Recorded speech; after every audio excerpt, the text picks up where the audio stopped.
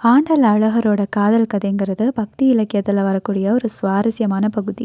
இது வெறும் மனுஷ காதலாக இல்லாமல் ஜீவாத்மா பரமாத்மா தத்துவத்தை விளக்கக்கூடிய ஒரு தெய்வீக காதல். இந்த கதையை கொஞ்சம் பார்த்துடலாமா?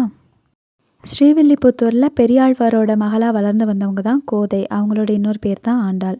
அவங்களோட சின்ன வயசு முதலாவே மகாவிஷ்ணு மேலே அளவற்ற அன்பு கொண்டிருந்தாங்க. மற்ற பெண்களை மாதிரி ஒரு சாதாரண மனுஷனை அவங்க திருமணம் செஞ்சுக்க விரும்பலை.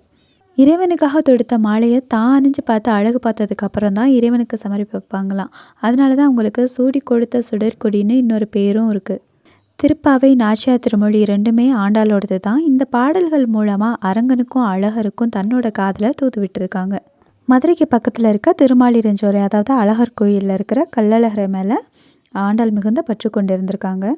நாறு நரும் பொழில் மாலிருஞ்சோலை நம்பிக்கு நான் 100 தடாவில் வெண்ணெய் வாய் நேர்ந்து பராவி வைத்தேன் அப்படின்னு நாச்சியார் திருமொழியில் அழகருக்கு 100 அண்டா வெண்ணெயும் 100 அண்டா அக்காரடிசலும், அக்காரடிசல்னா சர்க்கரை பொங்கல், அதை சமர்ப்பிக்க தான் வேண்டி பாடியிருக்காங்க.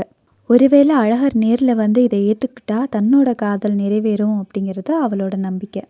ஆண்டாள் தன்னோட கனவுல மனம் முடிப்பது போல பாடினது தான் வாரணமாயிரம். பெரும்பாலும் ஸ்ரீரங்கம் ரங்கநாதரை குறித்தாலும் அவளோட பாடல்களில் அழகர் கோவிலுக்கு முக்கிய இடம் இருக்குது. ஆண்டாளோட பக்தியை கண்ட இறைவன் ஸ்ரீவில்லிபுத்தூர்லேருந்து அவளை ஸ்ரீரங்கத்துக்கு அழைச்சிட்டு வர சொல்கிறாரு. இறுதியாக ஆண்டாள் ஸ்ரீரங்கநாதரோட ஜோதியாக கலந்தாள் அப்படிங்கிறது தான் வரலாறு.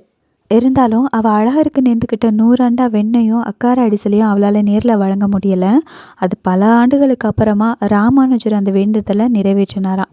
இதனால் மகிழ்ந்து போன ஆண்டாள் அசரீரியா ராமானுஜரை என் அண்ணாவே அப்படின்னு அழைச்சாங்கன்னு கூறப்படுது.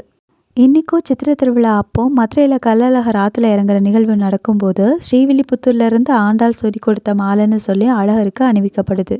இன்றைக்கும் இவங்களோட காதல் இந்த மாலை மற்றும் சடங்கு மூலமாக இன்னும் வாழ்ந்துக்கிட்டு தான் இருக்குது.